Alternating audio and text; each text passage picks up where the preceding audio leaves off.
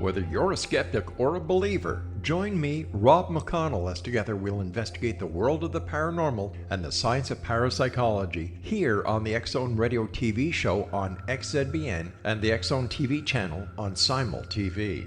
Since 1990, the X-Zone Radio TV show has been the place where people dare to believe and dare to be heard.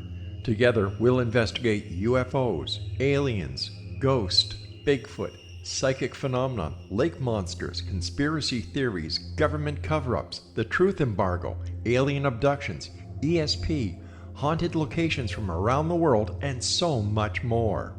With over 28 years of broadcasting and more than 4,500 individual guests, the X-Zone is truly a place where fact is fiction and fiction is reality, as evidenced by the credibility, integrity, and professionalism of the guests that we bring to our international audience. If you have seen a UFO, had a close encounter, seen a ghost, Bigfoot, lake monster, or a story that you would like to share or have investigated, contact me, Rob McConnell, by sending me your email to xzone@xzoneradiotv.com, or you can call toll-free 1-800-610-7035, extension 143, and on Skype, X-Zone Radio TV.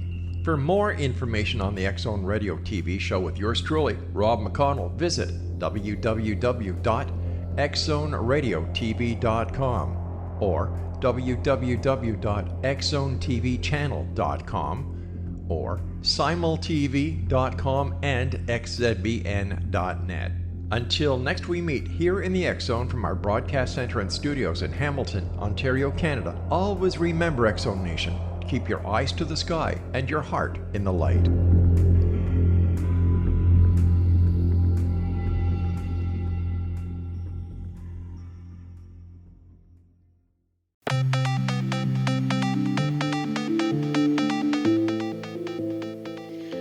Welcome everyone to Too Good to Be True. Thank you for taking the time to listen. The subject for today's show is infamous spies. Before we start getting into details, let's just briefly talk about psychic insight and how we apply it. We choose a subject and research it, and based on that research, we determine what we think needs to be explained by creating a series of questions. Then Justina provides psychic insight to answer those questions. The psychic insight is narrated towards the end of the show. Accepting the psychic insight is a question of individual belief. Now let's go through the disclaimers. Here are the disclaimers. Neither of us claim to have any expertise in any subjects that we discuss. We relate information we find through research and the psychic insight. We are always delighted to hear from the listeners. The show only lasts an hour. We don't have the time to present exhaustive research on any topic. This means that there will be information that we miss. We want to provide a basis for the psychic insight. We don't care if a theory turns out too good to be true, as the show name suggests. We are only interested in finding out more of the truth about topics. Spirit can only relate insight that is appropriate for our time and history. Free will cannot be affected. Only comments that are appropriate for our time can be given through the psychic insight. Much of the subject matter in shows may have already been covered many times in other media. We want to look into subjects in a new, different way and be thought-provoking. We're not so good with pronouncing names, we apologize, and neither of us have any particular knowledge of history, espionage, or national security. If we have misstated anything, we apologize. Being a spy means having to be deceitful, and if you get caught, the penalties are usually severe, along with perhaps a lot of coverage in the media. Even before James Bond, people seemed to really like spy stories. The 1931 Hollywood movie, Mata Hari, starring Greta Garbo, was the most commercially successful movie of that year. Her story doesn't seem to go away. In fact, some female spies have been called Mata Haris, after the most infamous spy of them all. Time magazine, in an article written by Ray Kavanagh from October 2017, questions whether Mata Hari, born Margaretha Zelle, was actually a spy. Quote, born in 1876 in the Netherlands, she was the daughter of a once prosperous hat merchant who went bankrupt. At age 18, she married an officer in the Dutch colonial army. Together they lived at his military post in Indonesia, then called the Dutch East Indies, where they had 2 children, one of whom died soon after birth.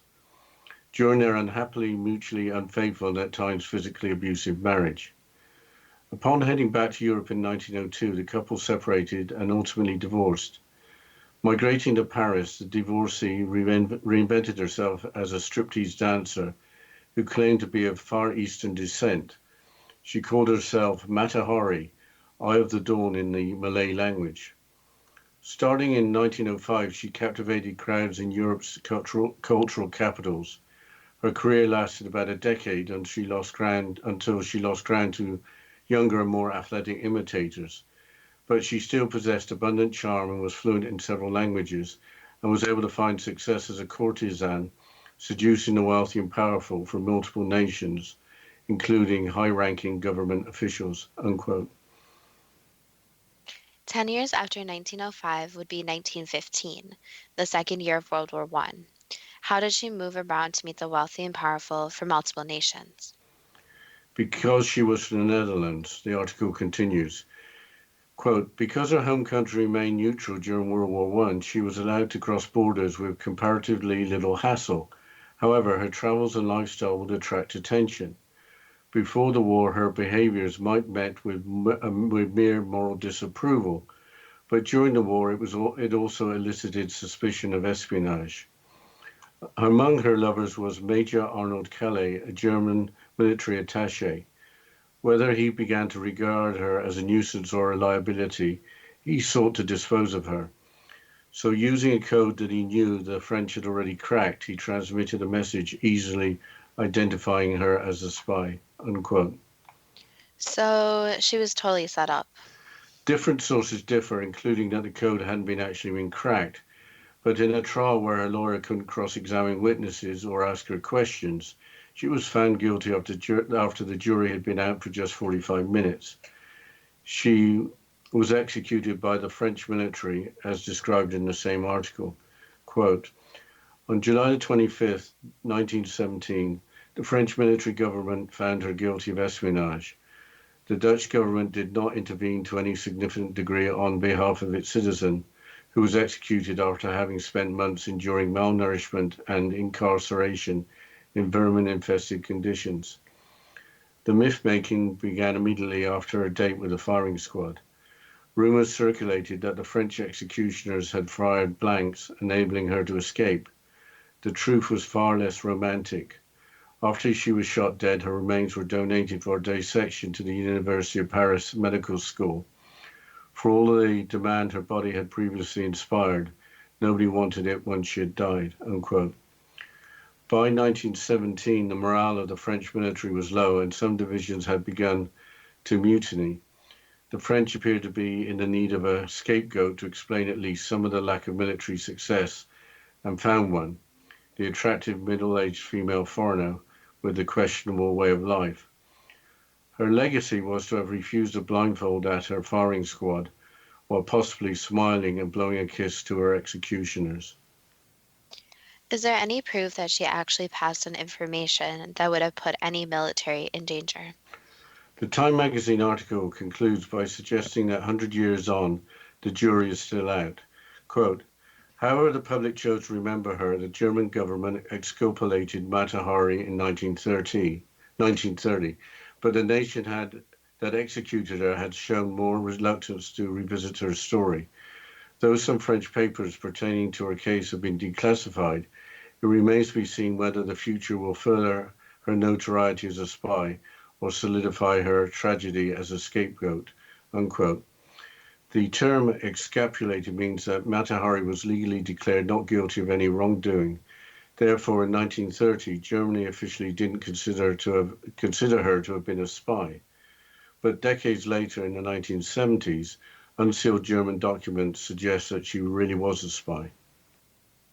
Changing subject, how about a spy or an alleged spy that didn't get found guilty?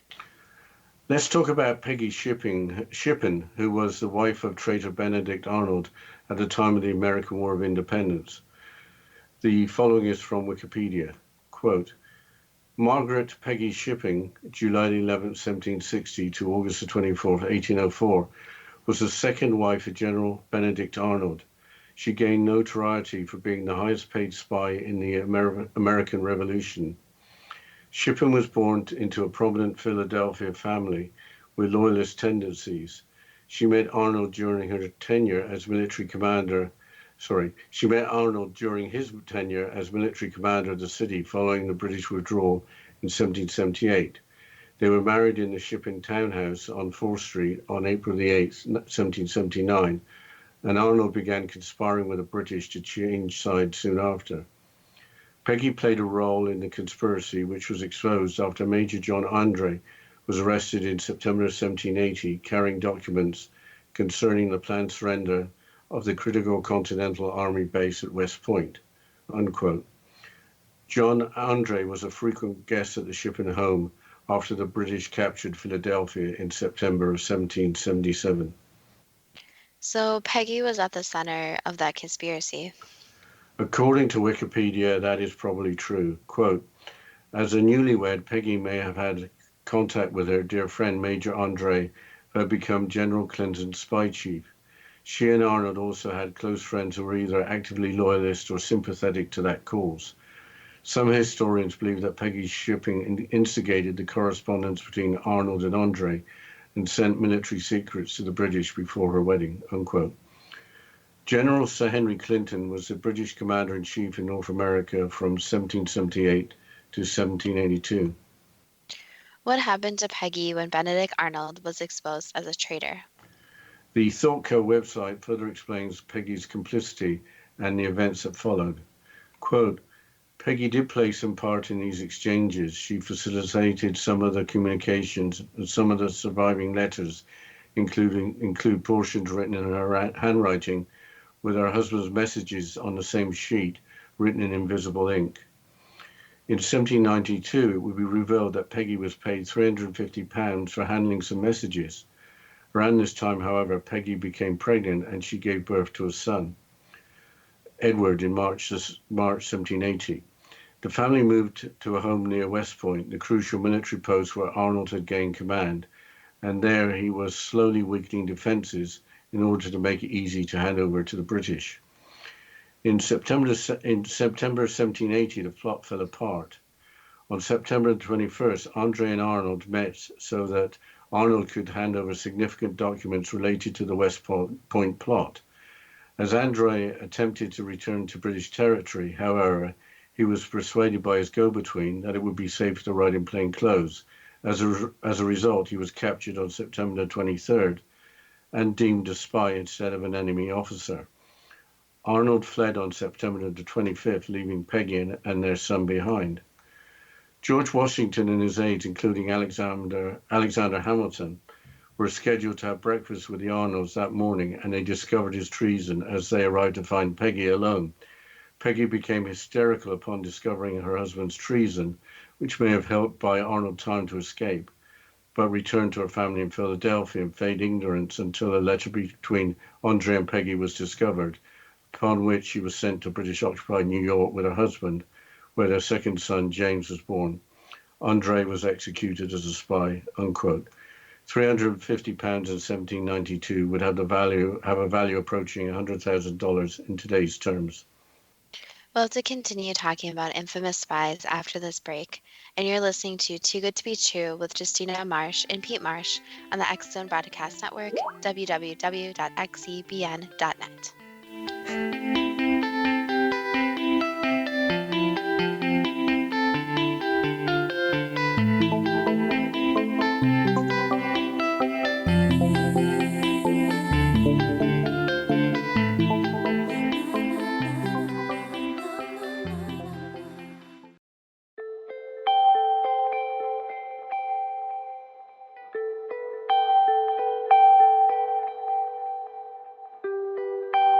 It's hard to listen to the news without realizing we're living in volatile, unprecedented times.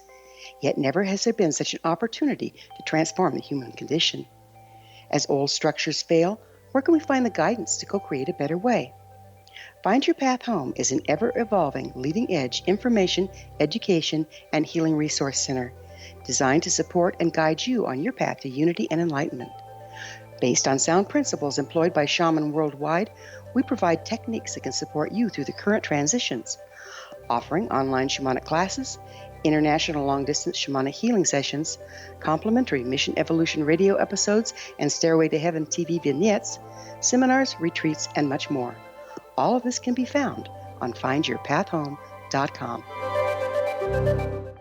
So I was watching the X Zone TV channel last night when I was abducted by aliens, and they kept repeating to me over and over again, simultv.com, simultv.com. What's simultv.com? That's what I asked them. They had it written on the side of their UFO. How do you spell that? UFO. No, I mean simultv.com. simultv.com. simultv.com. Right. simultv.com. Interesting that you were abducted by aliens in a simultv.com UFO last night. Oh, yeah? Yeah. Now that you mention it, I remember now last night I was awakened from a deep sleep. My great-grandmother was standing there. She said she'd come from the hereafter to tell me about simultv.com. She even spelled it out for me. simultv.com, sonny boy. simultv.com. simultv.com, sonny boy. Wow. Yeah. Guys, you'll never guess what my psychic guru just told me. simultv.com. Exactly. Are you guys psychic too? Of course. We all know about simultv.com. simultv.com.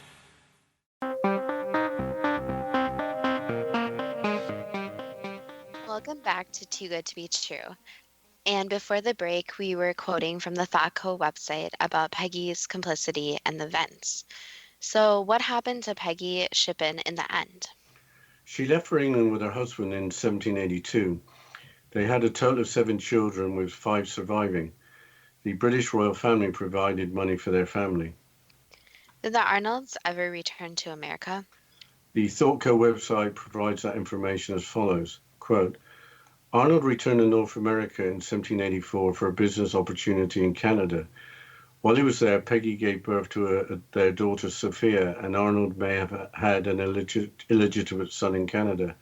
She joined him there in 1787, and they had 2 more children. In 1789, Peggy visited family in Philadelphia, and she was made very unwelcome in the city.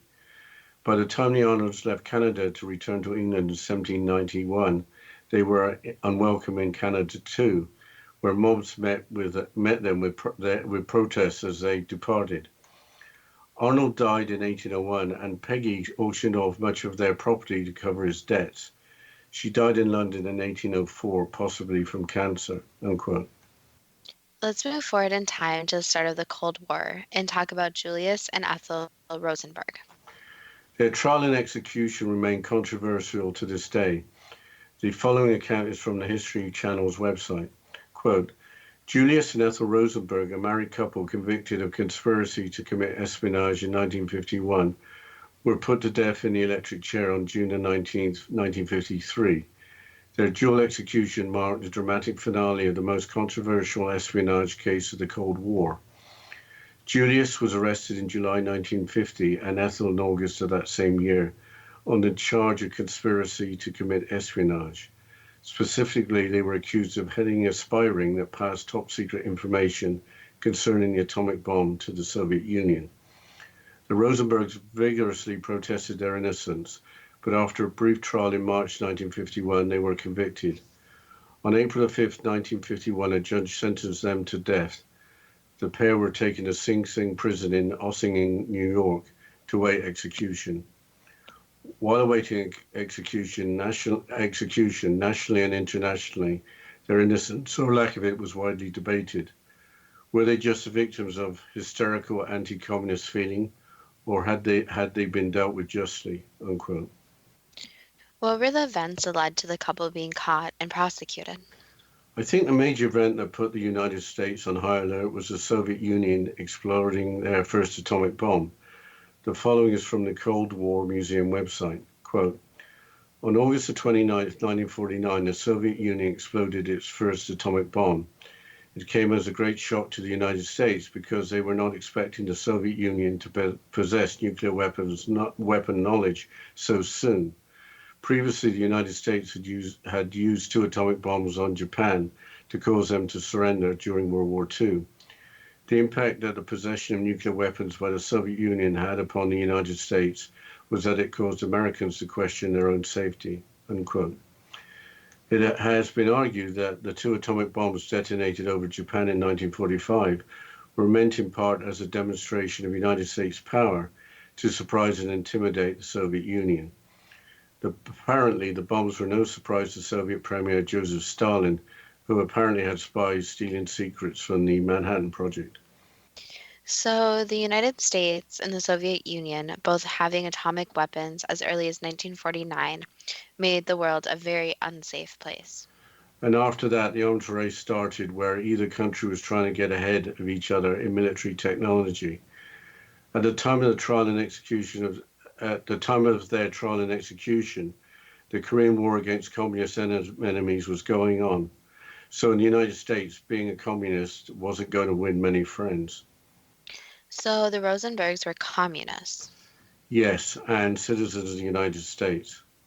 So, what exactly did they do to be tried and found guilty? Wikipedia explains that Julius Rosenberg was recruited by the NKVD, which could be described as the Soviet secret police. Earl Browder, as mentioned in the following quote, was at the time the leader of the Communist Party USA organization.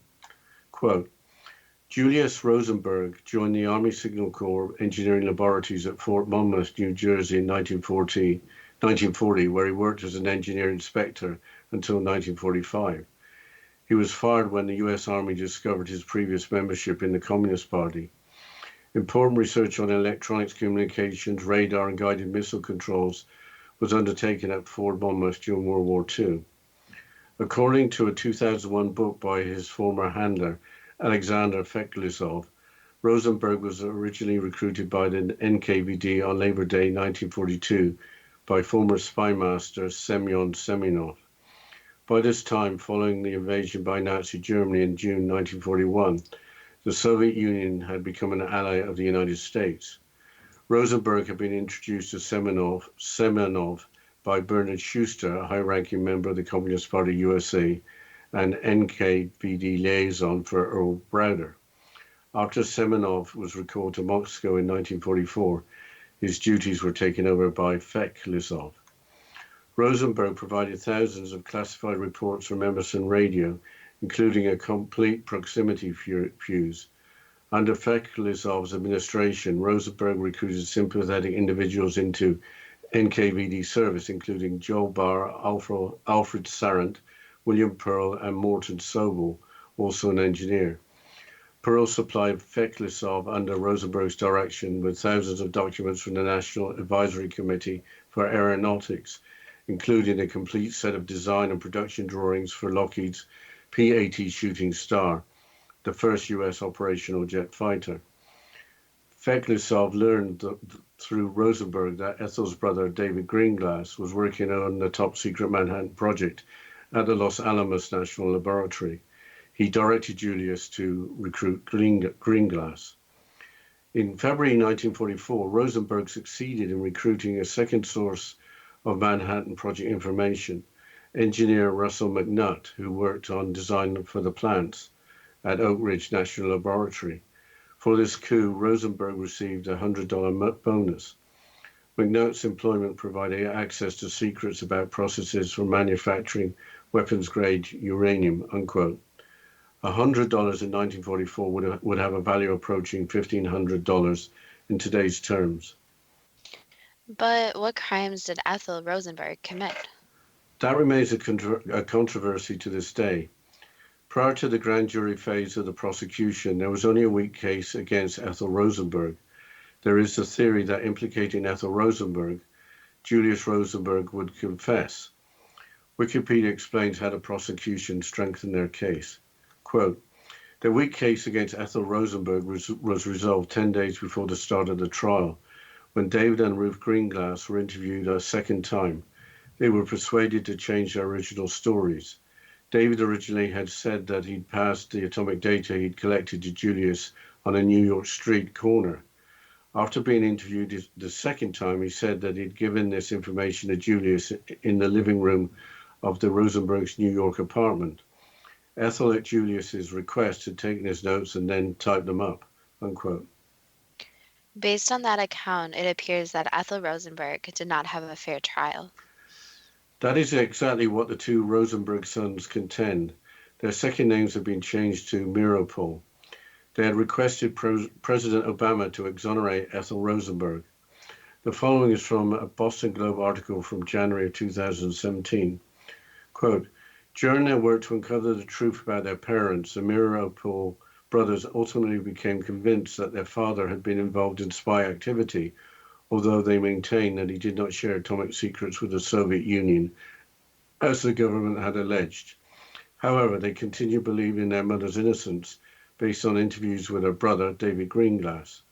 Greenglass, whose testimony helped convict Ethel Rosenberg, admitted in a televised interview that he lied on the witness stand in order to protect his wife, Ruth Greenglass, unquote.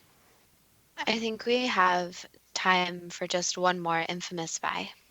I think talking about Hollywood actor Leslie Howard may be stretching the definition of a spy, but it's an interesting and tragic story.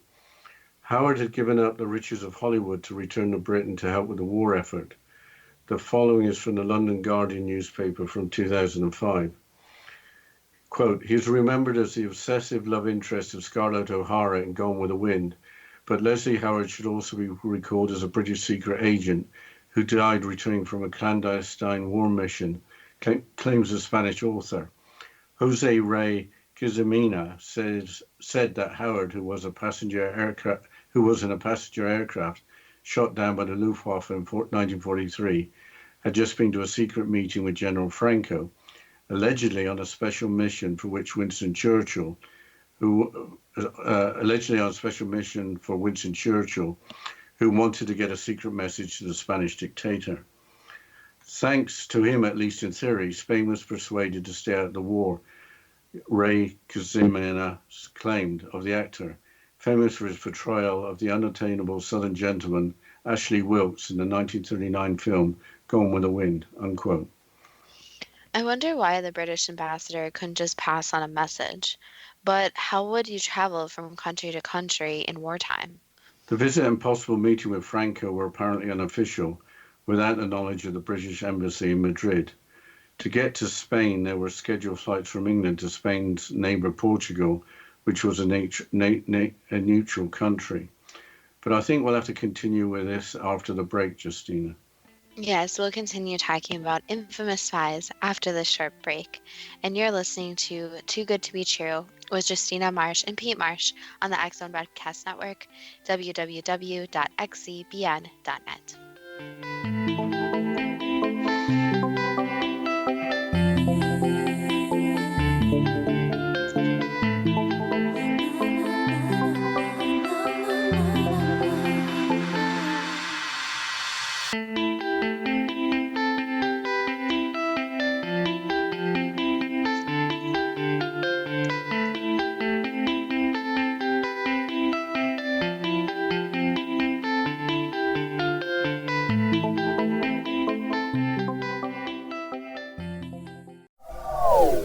They are here, and they've been here for thousands of years, making their presence known in the shadows. They might be seen by a lonely motorist on a deserted road late at night, or by a frightened and confused husband in the bedroom he is sharing with his wife. But who are they? What do they want? Why are they here? Perhaps most concerning, has the government been aware of their presence all along? The new book by Ellie Marzulli, UFO Disclosure, the 70-year cover-up exposed, delves into the world of UFOs. Can full disclosure be soon? Order now and receive a free hour and 37-minute DVD on the UFO phenomenon. UFOs are real. Get both the book and the DVD, a $40 value, for only $19.99. To order your book and DVD today, go to lamarzulli.net. That's LAMARZULLI.net. Rob McConnell here, presenting an overview for Nicholas Paul Jennings, author of a fascinating book, Amen. It presents facts revealed by Egyptologists, facts that enable us to understand why Amen is the beginning of creation of God. It provides recommendations for religious leaders of the major religions to unify their beliefs and teach the Word of God. Love one another. Amen informs people how mankind conceived God. It was the Egyptians that developed the concepts of a soul, a hereafter, and Son of God. And finally, After the worship of many gods, they conceived the belief in one universal God, the maker of all there is. For more information, visit www.futureofgodamen.com. That's www.futureofgodamen.com. You have heard of the X Zone? Now watch it on Simul TV, plus 500 video games, live TV channels, free video on demand, worldwide, and more. Does this sound like tomorrow's television? Well, it is, but you can have it today, right now. It is Simul TV. Simul TV offers what the others only wish they could provide.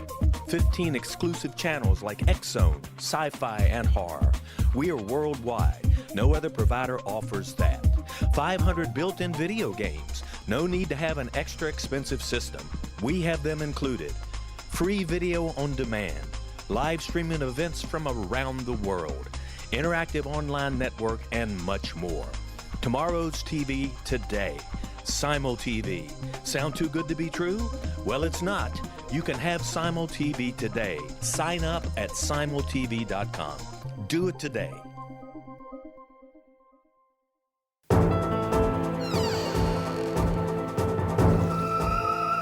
Welcome back to Too Good to Be True. And before the break, we were quoting from the London Guardian newspaper, and Dad, you were about to continue on with the story. So can you please continue quoting? Yes, I'll continue with a quote from the Guardian newspaper from 2005.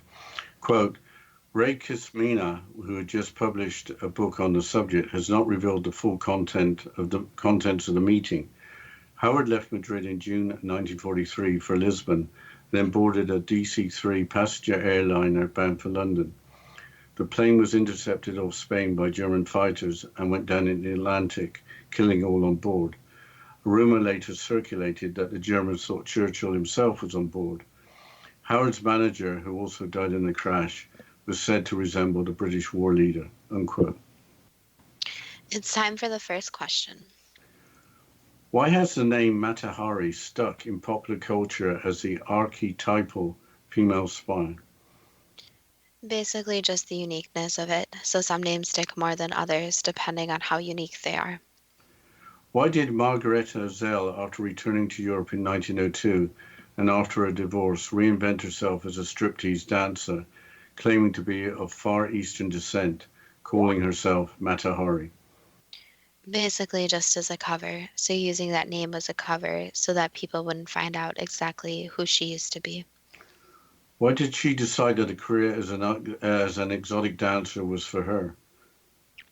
Since that one was more of the best covers possible, since many people see exotic dancers as not that smart and more as the last opportunity job-wise. So people wouldn't think that typically intelligent women, especially back then, would be an exotic dancer. So she wanted her career as an exotic dancer to be cover for her being a spy. Correct. Did she just spy for the money? And in a way, for a personal reason, to show herself she could do it. How was she able to captivate crowds in Europe's cultural capitals? Just by her personality and looks, so she was different than most other dancers you would see. So it's just the difference in energy, too. Was it obvious to Mata Hari that she elicited suspicion of espionage, especially during the early years of World War I, by her travel and lifestyle? That could be said.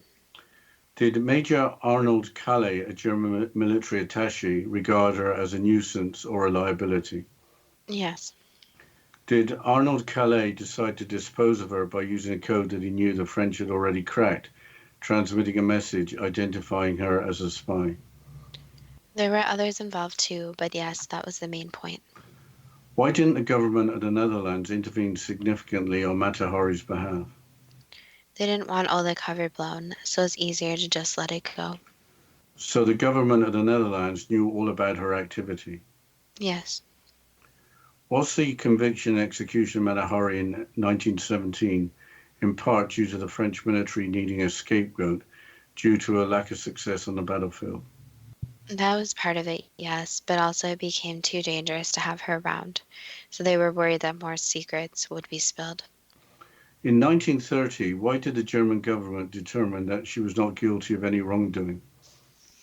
Basically, because they realized that she could help with you could call them projects, so that she was able to succeed at things that others couldn't. But that was after her death and after the fact. Yes, after the fact, they learned more information about her. Okay, so they could blow some smoke about female spies being not effective. Correct. In the 1970s, why did unsealed German records indicate she was actually a spy? There was a lot of information that a lot of people knew about her activities, so it was recorded in multiple different places. And since it was activities that were mostly completed at their time, it wasn't important to keep any secrets anymore about everything that was going on about her. Which country did she spy for, or was she a double agent? She is more of even a triple agent, so she was involved in many different countries and tricked a lot of people. Why haven't all the French documents regarding her surveillance and conviction been declassified? Some of it still keeps some top secret information about other people, so the information that is involved in other people that still could be dangerous has not been released. At her firing squad, did Mata Hari refuse a blindfold? Yes. Did she smile and blow a kiss at her executioners? Yes. Why did she make an effort to be so brave before her death? She wanted to be remembered that way, so she wanted to be remembered as someone who even stood up for herself at her last moments. What can we learn from Mata Hari's life story? Basically, that there were and still are many different spies, so sometimes some people really aren't exactly who you think they are, and they don't only trick some people, but even trick some of the people closest to them. But the problem, especially with being involved in multiple governments and playing the double agent role, is at a point there will be someone who knows something who releases this information. So spies overall have to be so careful, and it's very hard when a person has one identity to fully change their identity and become someone else. Changing subject to Peggy Shipping, did she instigate the correspondence between her husband Benedict Arnold and Major John Andre, who was the British officer in charge of spying? Yes. Did she send military secrets to the British before she married Benedict Arnold? Yes. As a newlywed, did she have contact with British Major John Andre? Yes. Before the Arnold family moved to near West Point, what was the motivation besides the payment of £350 for Peggy Shipping handing messages to the British? Basically, it was just the money. There really wasn't anything else, just the money. How did Benedict Arnold think that he could get away with weakening the forces at West Point for an easy handover to the British without raising suspicion of being a traitor? He was naive, so he didn't think through the plan, and he thought more people trusted him than actually did. On September 21st, 1870, when John Andre met with Benedict Arnold, what were the significant documents that were handed over to John Andre? Basically military secrets, so some plans of possible locations and names of military members, ones that were not supposed to be discovered. On September 23rd, 1870, following his meeting with Benedict Arnold, how did the colonial forces know that the rider in plain clothes was Major John Andre, who was spying for the British? They got the information secretly, so they already knew. Okay, so there was a tip-off. Yes. Following John Andre's arrest on September 25th, 1870, did Benedict Arnold abandon his family and flee in the belief that his wife Peggy Shipping was above suspicion? He knew there was a small possibility she would be caught, but he was more thinking about himself and getting away. On the same day when George Washington and his aides were scheduled to have breakfast with the Arnolds, did Peggy Shipping pretend to become hysterical while acting out that she had discovered her husband's treason? Yes. Did that performance help her husband Benedict Arnold buy time to make his escape? Yes, but a lot of time. Why were Benedict Arnold and Peggy Shipping sent to British-occupied New York rather than being tried for treason, especially after a letter between John Andre and Peggy was discovered? Basically, since they know so many people higher up, so they were giving more lenience on the situation. After Peggy arrived in England with her husband and family in 1782, why did the British royal family provide money for them? Since he became useful to the British royal family. They were useful to the British previously, but were they useful after arriving in Britain? Yes, very useful. So they showed that they could be more skilled, you could say. In 1789, why wasn't Peggy arrested and tried as a traitor when she traveled to Philadelphia in the now free United States, rather than just being made very unwelcome in the city? Again, her ties to higher-ups, so she was getting protected. In 1791, why had the Arnolds become unwelcome in Canada, with mobs coming to meet them and protesting as they departed for England? Basically because word spread. So word spread about how big of traitors they were and how they're affecting a lot of the current United States, and that affected Canada as well. What motivated Benedict Arnold and Peggy Shippen to become traders? Basically the money. So the money made it so they could live more comfortably, and they thought it was worth the risk. What can we learn from the life of Peggy Shippen? Basically that sometimes things seem too good to be true, and they are. So sometimes less money doesn't always allow people to do things they might have had a chance to do before. But the problem with that is that there is still a public opinion, and there are still ethics and morals to follow. So anyone who does something possibly wrong for money needs to think about if that choice is really worth it or not. Changing subject to Julius and Ethel Rosenberg, after their conviction in 1951, why was there a division of opinion nationally and internationally regarding whether they were the victims of a surge of anti-communism or that they had been dealt with justly? Basically just differing opinions. So people just decided to choose one side or the other, like most big cases or most people in the media. Before their trial, why did Julius and Ethel Rosenberg vigorously protest their innocence? Was it just because they had nothing to lose? That, and they were trying to convince themselves that they were also innocent. So they believed that if they said it enough, they were actually innocent. Don't think we got time for the next question before the break, Justina. Yes, we'll continue with the questions and psychic insight about infamous spies after the short break. And you're listening to Too Good to Be True with Justina Marsh and Pete Marsh on the X Zone Broadcast Network, www.xzbn.net.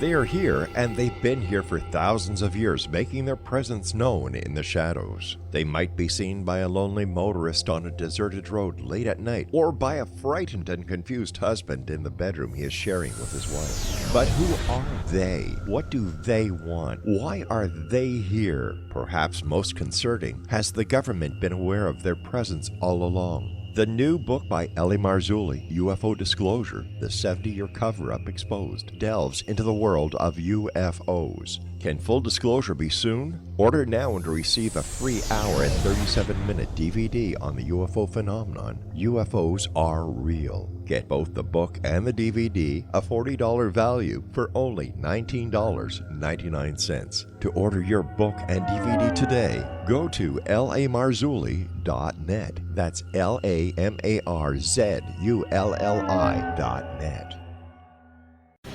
Christopher Fulton is a survivor of the national security state. All he wanted to do was preserve history when he acquired a Cartier watch from the estate of President Kennedy's personal secretary. But that simple act set off a terrible chain reaction. He was pursued by the U.S. Justice Department and the FBI, thrust into the middle of the U.S. government's Assassination Records Review Board, even monitored and pursued by the Russian government. All because that Cartier watch was the missing link of evidence, a timepiece worn by JFK that fateful day in Dallas, a link resulting in Christopher being incarcerated and attacked for 9 years because he opened a hidden chapter in history. The intriguing journey outlined fully in Christopher Fulton's memoir, The Inheritance, is available now through TrineDay.com or Amazon.com. The Inheritance, Poisoned Fruit of JFK's Assassination by Christopher and Michelle Fulton is a must-read, an incredible tale of how easily our own government can overrule justice. The Inheritance, Poisoned Fruit of JFK's Assassination.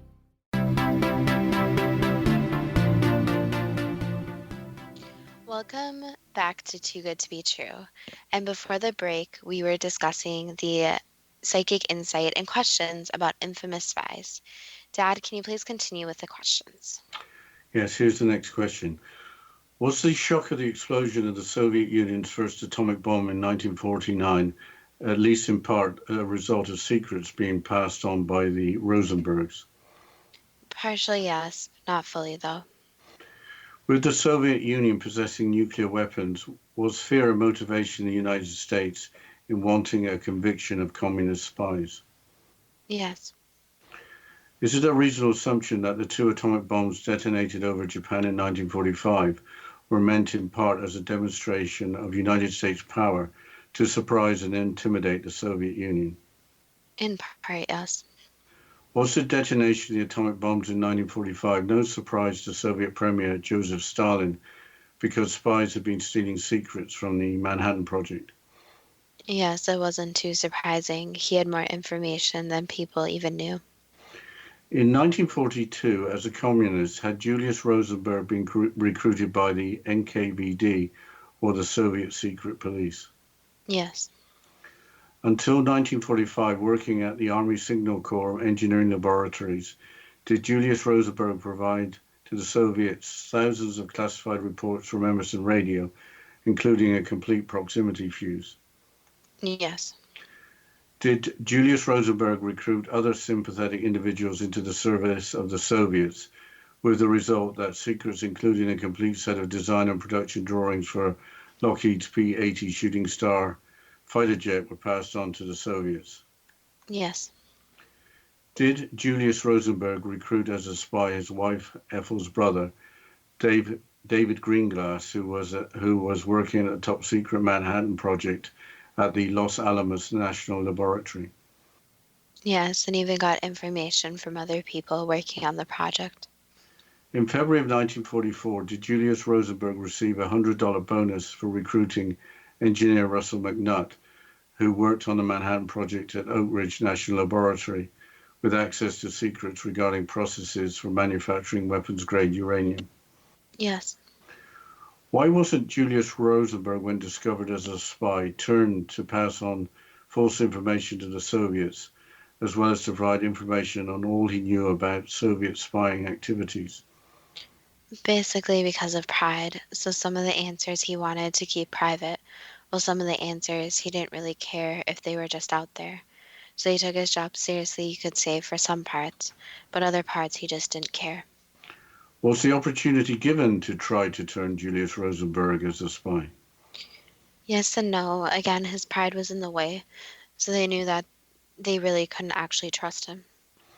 Prior to the grand jury phase of the prosecution, was there only a weak case against Ethel Rosenberg, with implicating her thought to be a means of making Julius Rosenberg confess, presumably to save his wife from going on trial? Yes. 10 days before the start of the Rosenberg's trial, was Ethel Rosenberg's brother David Greenglass and his wife Ruth persuaded to change their story to implicate Ethel Rosenberg, to state that Ethel had actually typed up secret information to be passed on to the Soviets? Some of that information was actually true, so it wasn't a completely false testimony. However, it was information that he shouldn't have shared. Was changing their stories to implicate Ethel Rosenberg the reason why charges were dropped against Ruth Greenglass? In a way, yes. Is there more that you could say on that? Yes, so part of it too was that they went after who they could get the biggest conviction out of.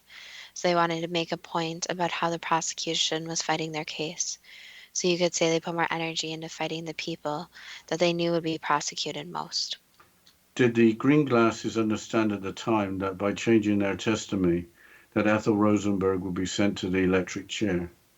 They didn't understand that at the time, no. Are the Rosenberg's two sons, the Mirapol brothers, correct in concluding that while their father had been involved in espionage, he did not share atomic secrets with the Soviet Union?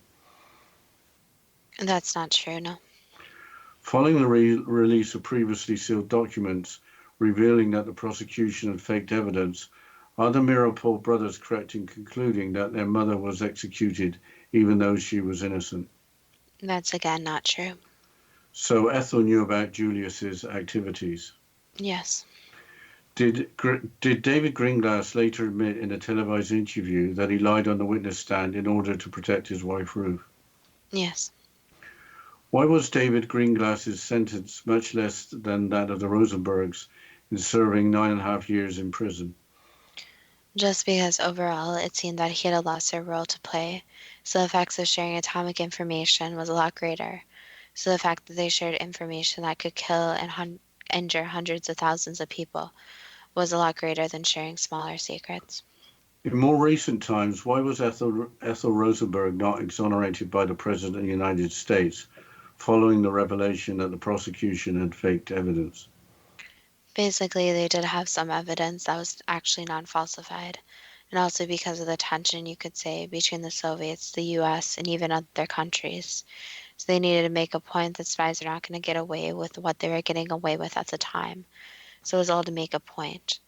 And the president believed this was the right way to go about it, so that it would also put some fear into other people so they wouldn't make the same mistakes. What can we learn from the events and the lives of Julius and Ethel Rosenberg? Just to be very careful with information, and if something's confidential, it should be kept confidential, since in a lot of cases it can actually harm many different people. So that, and also you have to be careful what you wish for. So sometimes information is very valuable, but sometimes information can come back to bite you also.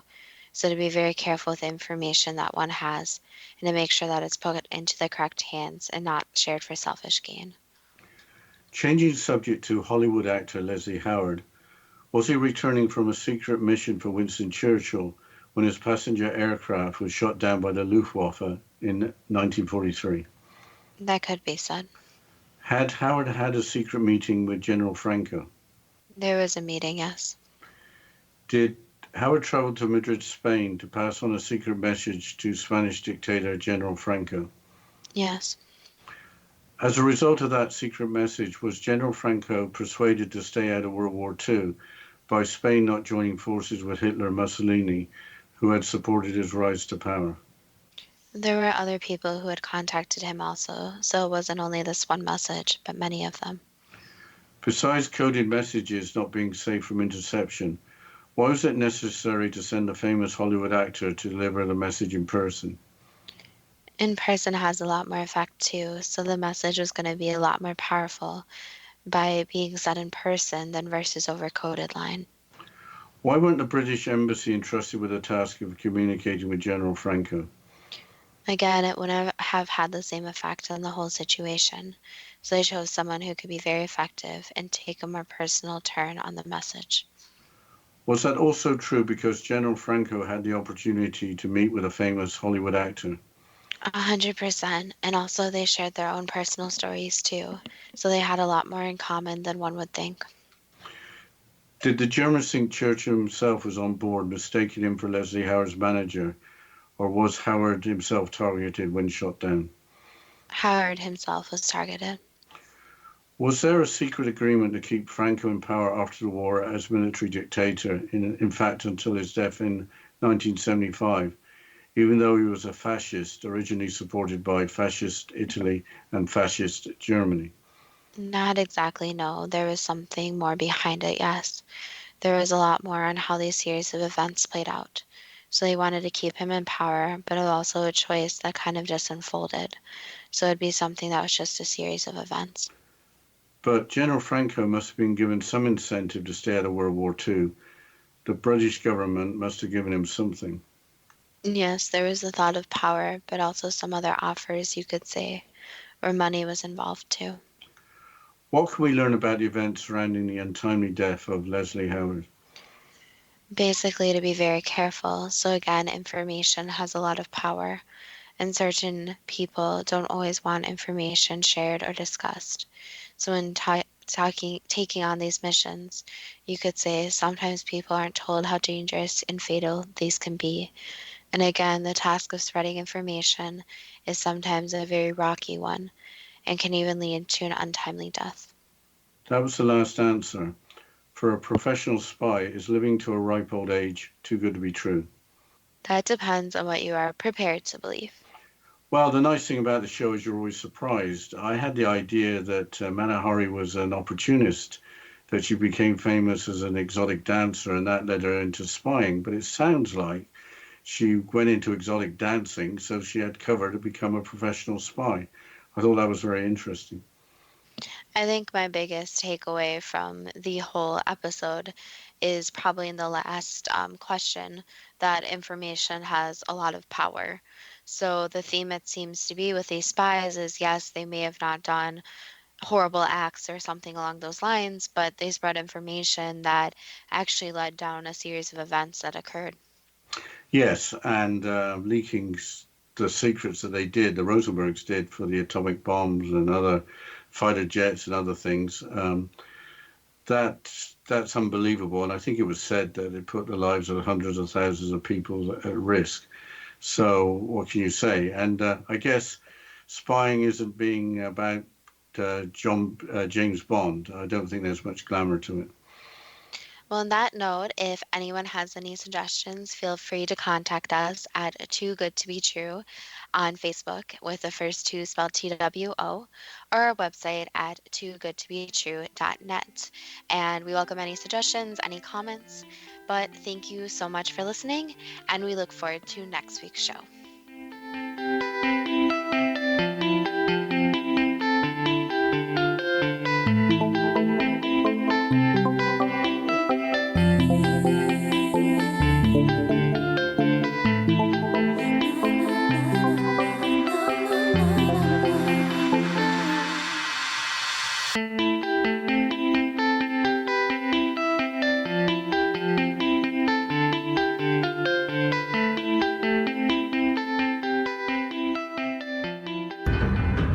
If you are looking for a safe, zero-calorie natural option to the harmful artificial sweeteners on the market today, Just Like Sugar is what you're looking for. Just Like Sugar is a wonderful natural alternative for those health-conscious people who choose a calorie-restricted diet with a great, pure, sweet flavor that tastes just like sugar. Just Like Sugar is a great natural option for people suffering from diabetes and may be useful in restricted diet programs where standard sugars are not allowed and does not cause a laxative effect of some other sweeteners.